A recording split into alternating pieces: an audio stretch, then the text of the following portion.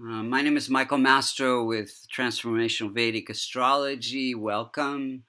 Today we're going to look at the chart for Sarah Palin, born February 11th, 1964, 21 hours in Sandpoint, Idaho. Some controversy over her birth time, but the Virgo rising at 21 degrees seems to fit her quite well. So we're going to look at and see how the planets are operating in her chart. We're going to look at and when they were operating, because not everything happens at once. And we're going to look and see what she could do to strengthen her chart. So first, we want to see if there are any multiconal signs, 1, 4, 5, 6, 7, 9, and 11 in the 6th, the 8th, or the 12th house. And we see that the 11th sign of Aquarius, ruled by Saturn, is in the 6th house, so that becomes functional malefic for her, as well as Aries in the 8th house, ruled by Mars. Mars becomes functional malefic, as well as Leo in the 12th house, ruled by Sun. So Saturn, Mars, Sun, along with Rahu and Ketu can cause harm in her chart, depending on their degrees in the transit chart and the birth chart. The rest of the planets are benefic and should give good results, except for at certain times during the transit chart. So let's look at each of these planets and see how they're operating. Sun is at 29 degrees, and we know that it's functional malefic, and it's weak as well in old age. Any planet that's more than 25 degrees and less than 5 degrees is in adolescence cannot defend itself or its significations. So Sun is ruling this house as well, losses, expenses, spiritual growth through letting go of attachments. It's placed in the house of teaching and investments and children. And so I think that it gave her a spiritual outlook to politics. She was a very religious person, but it also created some losses and expenses and separations at certain points in her life. Moon is at 13 degrees. It's exalted. It's ruling the house of income, exalted in the Navamsa chart. So it is... see here. So Moon is ruling the house of income and friends, and it's placed in this house of teaching or education, children, and investments. I think it gave her, 5 kids. She's a great mom, and she had income through educating others. She's on lots of talk shows, wrote a book, or several books maybe. Mars is at 0 degrees, and it is functional malefic, ruling this house of challenges, obstacles, unexpected events, as well as spiritual research. So it's placed in the house of conflicts and debts and illness. So it can cause some issues at some point.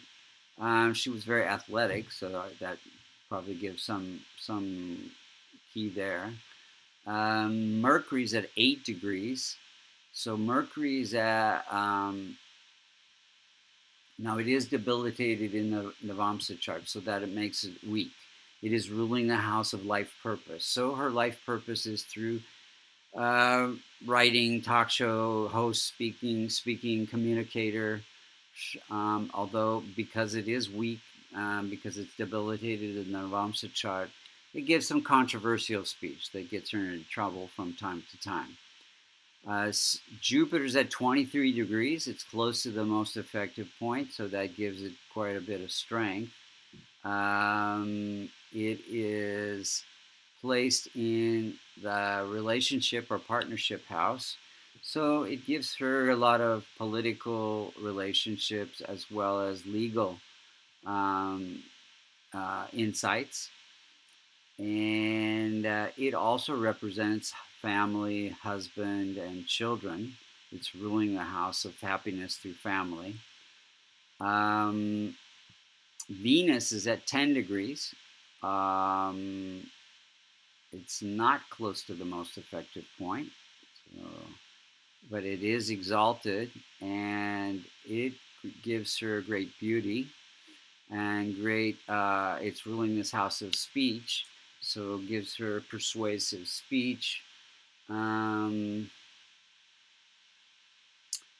and this is also the house of marital stability. So we're going to look at, her husband has just filed for divorce September 6, 2019. So we're going to look and see what's going on with that.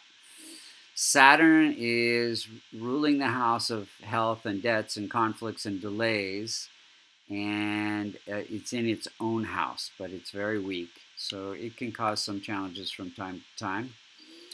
Rahu in K2. Rahu gives great ambition and desire for advancement in career. She achieved a lot politically and has had pretty strong career. K2's in this house of family, gives some spiritual aspect to family. She's a strong believer in non-birth control and abortion, not against abortion. But when you have this configuration, there is this balance between work and family. And so it's gotten out of hand when she's had to have a lot of demands on her political aspirations. So put a real strain on the family and probably the husband as well. So let's look at the timing of events. Now let's see. So the timing of events. So she became mayor during a Jupiter period. So Jupiter again has to do with government and politics. Governor during that same Jupiter period in 2008. Let's see. No, 2006. Excuse me. 96 she became mayor. 2006 she became governor. And then in 2008, there was a big controversy where she fired the public commissioner for not actually firing her brother-in-law, who was involved in a custody battle with her sister. So she was trying to get revenge against him. And that caused a lot of controversy. And I think at that point, she had a lot of planets in her 12th house causing issues in the transit chart. So let's see here. Just see. And also in 2008, she was approaching the Mars period, which is causing challenges. Now she lost the vice presidency. She was with McCain in 2008, and she was on the ticket as vice president, and she lost during a Mars Rahu. If Mars and Rahu were afflicting the 6 out of 12 houses. Rahu was at the most effective point during that period of time. So it was afflicting almost all of her houses. And then in September 6, 2019, her husband filed for a divorce. And, during this period, 2006, you see that she's in a Saturn-Venus period. Venus is the continuation of the marital bond, and Saturn is conflicts. So that creating a lot of issues. Now let's look at the transit chart during that period of time. You can see that on September 6th, you have 4 planets in the 12th house of losses and separations. You have Sun representing husband, as well as this losses and expenses. It's malefic. Mars, which is a malefic as well, causing challenges and unexpected events. You've got Venus, which represents the continuation of the marital bond, and Mercury, which is affecting communications. So quite a bit of things going on there. And then you have Saturn and K2 afflicting each other in the house of happiness and family. So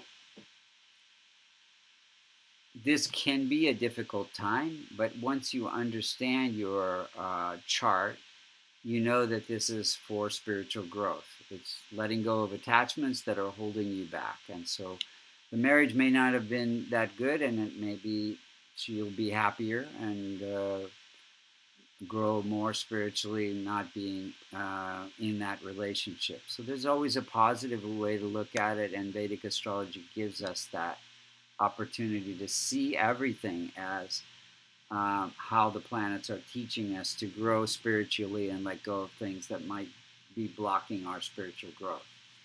If you now, what she could do to strengthen this chart is to transform Saturn by listening to Shiva chants on Saturdays, not wearing blue.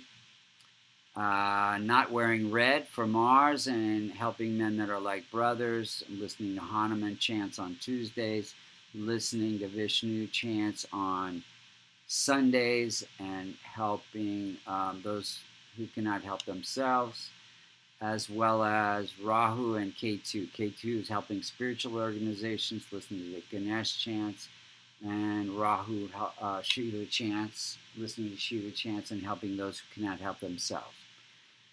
So chants and not wearing brown, gray, silver or gray, red, orange colors, but strengthening the other planets like Moon by wearing white and having a kavash with the Devataya yantra for Moon, or wearing pearls or moonstone.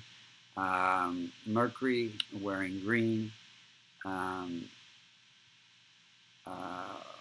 Strengthening Mercury with a gavash. Jupiter, while you're wearing yellow, strengthening Jupiter with a gavash or yellow sapphire, and Venus with a diamond or a gavash and wearing white again. So these are some ways we could remedy the chart. If you thank you for listening, and if you'd like a Vedic astrology reading, you can go to www.vastucreations.com, or if you'd like to learn and become certified as an astrology for learning the transformational Vedic astrology method, you can go to American Institute of Vastu.com. Again, thank you for listening. This is Michael Mastro.